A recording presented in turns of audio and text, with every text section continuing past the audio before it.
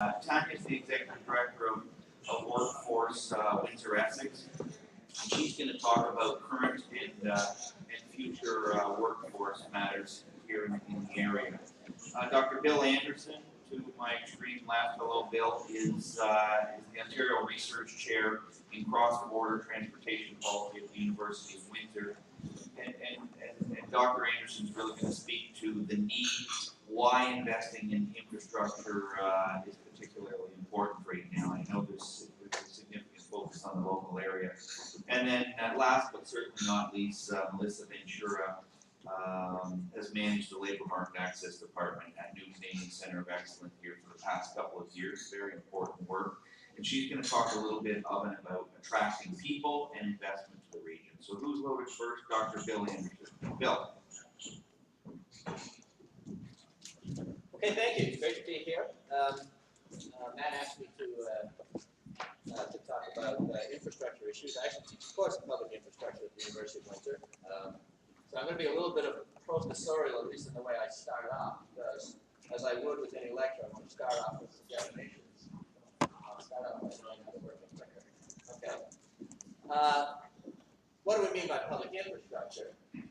Well, it's capital that provides public services. So capital means that you're making large investments up front and that you have benefits that come over a long period of time. And so really by definition, public infrastructure is a form of capital, is about the future.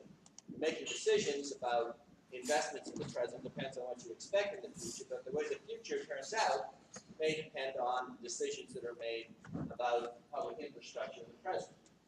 Why is it public? The thing is, public infrastructure is a part of the economy that is generally driven by the public sector rather than the private sector. Why is it public? Well, it may be that there's certain types of investments that no private firm could make. You know, we use examples of like lighthouses, seawalls, and things like that.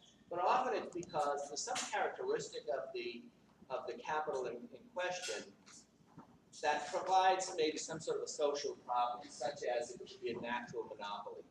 This is an argument that's been made about electricity distribution systems that you know you can't have two, and so if just one private firm has it, it's a monopoly, and that would be inefficient.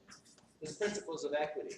It may be that we're talking about a certain type of infrastructure that we as a society think should be available to everyone. So if we're talking about something like sanitation, it shouldn't be in a sort of a private sector thing where if you can't pay for it, you don't get it.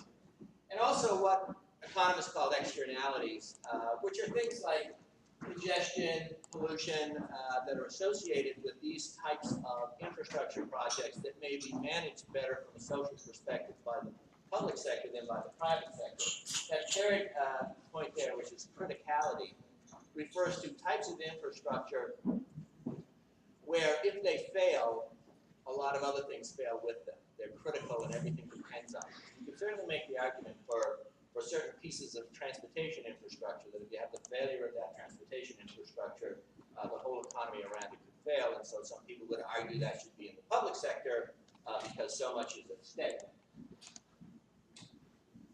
But as I said, when we're talking about public infrastructure, we're talking about something where you make an investment in the present and you get benefits in the future. Now, what sorts of benefits are we talking about? You know, to hear the way public infrastructure projects are often advertised before the fact, you'd think that the main reason that we have public infrastructure is to create construction jobs, okay? Because people always talk about how many jobs can be generated by these projects. And that's what I mean by the economic stimulus. Now, if it's timely, that can be very beneficial. If you have a recession, then it's great to have public infrastructure projects, but you don't build a highway in order to create construction jobs. You build it to provide services. And so we talk about user benefits, and that would be the services to people that use the highway, for example, which means that they're able to travel more quickly with less congestion. Or non-user benefits. For example, we often make the argument that if you invest in public transit, you may be conferring benefits on people that don't even use that transit, because by taking some of those people off the highway, you have less congestion on the highway. So for example, especially in a city like Toronto, if you have a shutdown of the public transit system, all of a sudden you have massive highway congestion. So it's not just the people that use the infrastructure that benefit from it. There's also the question of enhanced productivity. Over the last 20 years or so, there's been a lot of research, really, I'm talking about hundreds of econometric studies done in countries all over the world that demonstrate that by building more public infrastructure, you're often able to contribute to private productivity. So that the rate of growth in productivity depends on the rate of growth in public infrastructure. And basically the reason for that is that if you have a firm, you would always say, any economist would tell you that, well, if you invest more in capital, you're going to have more labor productivity, you'll become more productive, every worker has more capital to work with, and therefore their productivity would go up. But also a lot of things that the firm uses to do its business, like the highways. If you're an automotive firm and you've got to move goods from one factory to another, you use the highways, and so that becomes part of your capital stock, even though it's public. And so there's this productivity benefit, which is that I want to talk about three key projects that are taking place in Windsor. There are three projects that are at different levels of development in terms of one of them being underway, one of them being planned, and one of them being still under consideration, the third one being the Lawson Corridor. So very quickly, the Windsor-Essex Parkway and the Drift project, I think everybody in the room is familiar with this, where we are moving from having all of those stops and all that friction to get to the border to having a smooth border crossing. The second one is the new border rail tunnel, which is called the Continental Rail Gateway. So I have my own little pointer here, which is the rail tunnel that will be a better rail tunnel to move freight by rail. Some of this coming from the Port of Montreal across the Detroit River. And the third one being the Lawson Corridor. This is the Lawson Parkway. This is the airport, and this is the connection that's expected to take place connecting the highway to the 401. Okay? So if you think about those three projects, I want to say something about how they stick together. Okay, and I've kind of gone out of my order here, but the main point I was going to make is it's not enough to build public infrastructure. Building infrastructure makes it possible to have certain types of economic developments, to do things in the future. So when you build infrastructure, you've only done half the job. In order to get the full benefits, you have to take the next step and figure out how to take advantage of it. Now, I'm using this as an example with the Lawson connection, that basically if you have that Lawson Parkway, with the right connection, land ready for development in this region around here, is essentially on the 401, because it's very closely connected to the Highway 401. If you have the Herb Parkway and the Drift Bridge, being on the 401 is practically being on the border, because you no longer have all of this friction that comes from all of the stoplights that are along the way. And also, it's a little bit more of a stretch, but if you have the containers moving down to the Continental Rail Gateway, they pass through the area also served by the Lawson Parkway. They pass through in around here. And so those three things together create the opportunity to develop a transportation, distribution, and logistics hub around the airport area. Being Federico Gazzani, who was very much involved in this concept over the years. But building the infrastructure is only half the job. Having it there is only half the job. Okay? One of the points I had on the earlier slides is never say, build it and they will come. We know that doesn't work. Okay? So once you've got this built, what do you do to reap the benefits from these new infrastructures? And so, briefly, there is an initiative going on here in Windsor-Essex. It's a border logistics and security initiative involving the City of Windsor and the University of Windsor. It's funded, it really got going with funding from FedEv Ontario. It involves new logistics buildings in the airport lands that are able to take advantage of all of that improved connectivity because of those three projects together. The creation of something called a cross-border institution at the University of Windsor, which I can talk about all day, but I'm going to skip through that because that would be a plug. And finally, something called the Institute for Border Logistics and Security, which will be on the airport lands and will be a joint activity of the University of Windsor and the City of Windsor. And its goal will be to promote a border-related cluster in transportation, distribution, logistics, and securities industries. So just to summarize the main point, we have new infrastructure coming online. It won't benefit us that much if we don't take the next step to take advantage of it. Dr. Anderson, thanks for your patience in shortening that up a little bit. What presentation is up next? Tanya. Thanks, Tanya. Good morning, everyone, and thank you again to the Chamber for having us present today. I will also be skipping over some slides very quickly, but if there's any questions at the end, please let me know.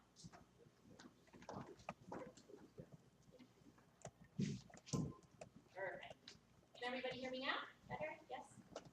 So very quickly, we're just going to introduce who Workforce Windsor-Essex is. We're a relatively new organization founded in 2008.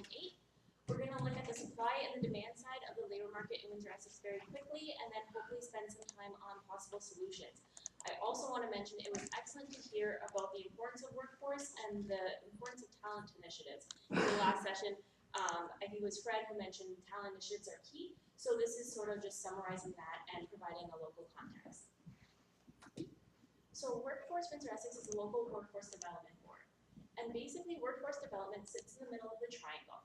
So we look at statistics. So I'm going to provide you with some statistics on who the local labor market is.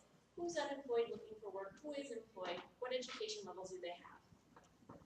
We also work with local education and training institutions. So we have great partnerships with the University of Windsor, St. Clair College, College Boreal, our 4 local school boards. So we work with them to understand what training do they offer, what education do they offer, and what programs can they provide to ensure that the workforce gets the jobs that the employers are offering.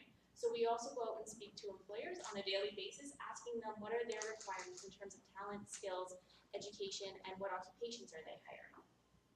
So basically, again, we try to ensure on a high level through research that the local workforce has the education and training needed to take the jobs of today and tomorrow.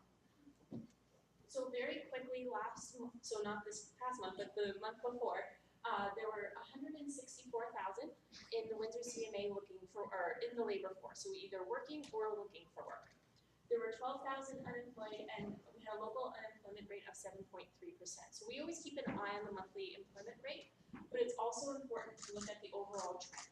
So as many of you know, Windsor-Essex was hard hit with the Great Recession in 2008. So you can see that our unemployment rate was just below 15% in 2009. The top red line is youth unemployment in our region. So on average, it's usually about double the general unemployment rate, and you can see that in 2012 it spiked to about 24.7%. We have seen as the trend has decreased in 2012, 2013, that youth unemployment has also decreased. So that's a bit about the supply side. We also are fortunate to get data on the number of businesses. So what is the business climate in Windsor-Essex? So this is the growth in the number of businesses from 2008 to 2013. Some of these could be sole owner proprietors, where it's an entrepreneur starting up their business, and others could be anywhere from 1 to 5, over 500 employers. So you can see that many of the sectors that are our promising sectors in Windsor-Essex experienced growth in the number of businesses. So agribusiness, healthcare and social assistance, information and cultural industries. The great thing about these is that these industries employ a whole range of skill sets. So everyone from a lower skill set to highly technical, highly skilled people. So there are many opportunities for people in Windsor-Essex, and I think that's something that needs to be promoted on a more regular basis. So this is anecdotal and not scientific at all, but we just keep an eye on the online job postings just to see where the jobs are being posted. And what we have noticed in Windsor-Essex as well is that there's a lot of job openings that are promoted through word of mouth. So we're going to be launching a survey this year that will more accurately capture this, and we're hoping to share that with the community. So getting to the solutions, which is important. So as Alan mentioned in his opening remarks, when we went out and spoke with local employers, we asked, where is your future workforce going to come from? As the population is aging and we are going to be experiencing a number of retirements, where are you engaging your future workforce? And the 2 pools of available workforce were newcomers and youth. So targeted initiatives that engage both of these populations are going to be extremely important for a Windsor-Essex solution to the impending availability of jobs. Investment in innovative education and training. Windsor-Essex employers have been very proactive in terms of coming up with innovative solutions for their training and partnering with our education institutions. So encouraging more of this, encouraging more industry-specific training will also be important to prepare our workforce for the jobs available. What we have heard time and time again, and it didn't matter which sector we were interviewing, they said co-ops, internships, job shadowing are extremely important for giving youth and newcomers the abilities and the experience needed to connect them to the workforce. So I know St. Clair College and the University of Windsor have excellent co-op programs, encouraging more local employers to participate in those programs and to engage the local youth and hopefully retain them in our community is one of our objectives at Workforce Windsor-Essex as well. And then capitalizing on the skills and knowledge we have in Windsor-Essex to promote innovation and drive our workforce. So I was very excited to hear about Dr. Fry's speech on our R&D capabilities in Windsor-Essex. Because of our automotive strengths and our manufacturing strengths, how can we use that and further that to encourage R&D and to encourage innovative research solutions to these situations? So that was my very quick presentation. That was excellent. Perfect.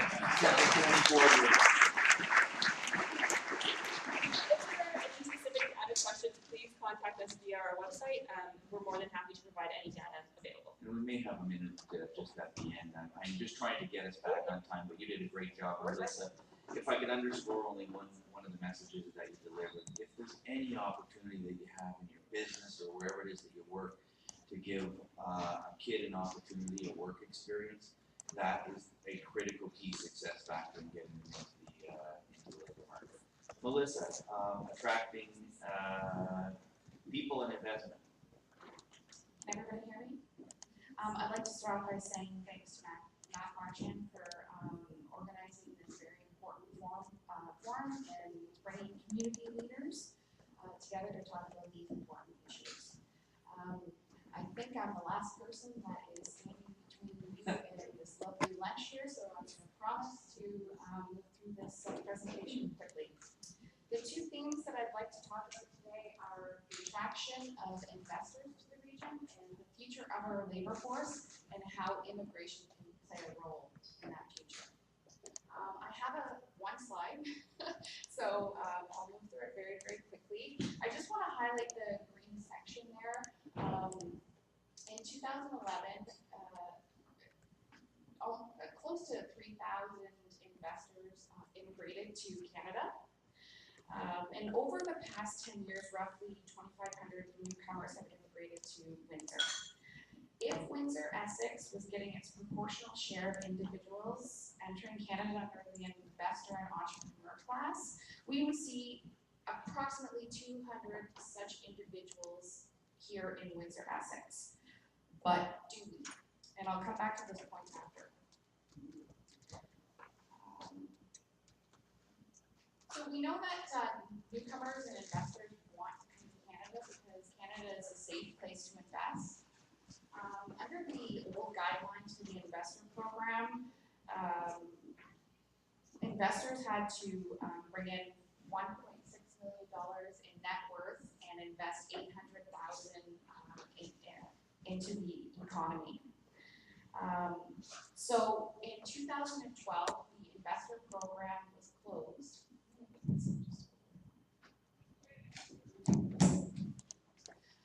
It was closed in 2012, and there was approximately 27,000 applicants that were in the backlog. So this is just another point that investors want to come to Canada to invest. So I'll go back to the point that I made earlier about if Windsor was getting its proportionate share of individuals, we would see approximately 200 individuals. But historically, the data shows that we have only had a handful. So if you can imagine the investment, if we had 200 investors coming into Windsor, that would be billions of dollars to boost the economy. So we are looking forward to seeing what the federal government is going to do and when they're going to open up the file again.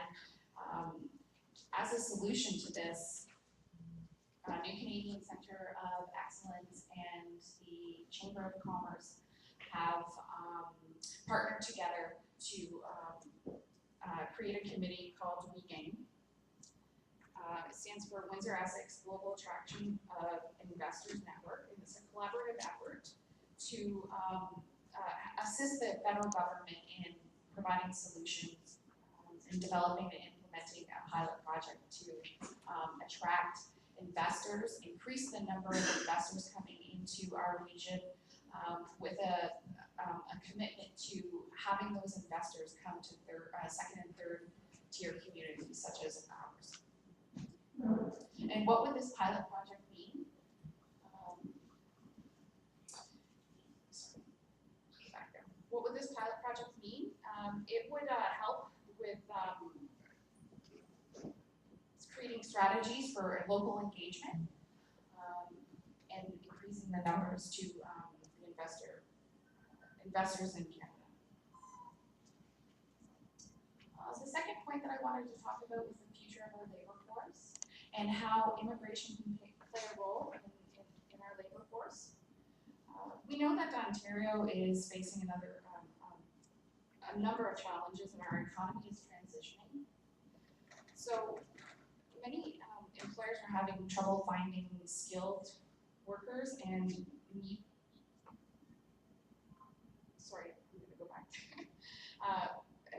employers are finding it hard to find skilled workers and fill the gaps. So if Ontario is to emerge stronger, we need to start thinking about how we can engage employers in understanding and hiring newcomers. So another solution that we have is our organization is in the middle of developing a pilot project called the Employers Connection Pilot Project. And this pilot project will help us understand what employers know about immigrants, what they don't know about immigrants, and how we can develop and build strategies to hiring newcomers. And both are very essential to building our economy. We also have partners in Peel and Thunder Bay that are involved in this pilot project, so we're hoping to test the 3 areas to see what type of what differences Peel and Thunder Bay are having as opposed to in Windsor. And I think that's it. I'm trying to wrap up here. I also would like to mention that in partnership with the Windsor-Essex, Workforce Windsor-Essex, we are doing some focus groups to find out what employers know about hiring and retaining newcomers. Those focus groups are happening tomorrow, so if anyone is interested in joining, please come and see me after and I'll give you some more information. We're also doing one on the 23rd in Leamington. So if any employers here or community leaders would like to attend in Leamington, that would be great. Well done. 2 or 3 panels.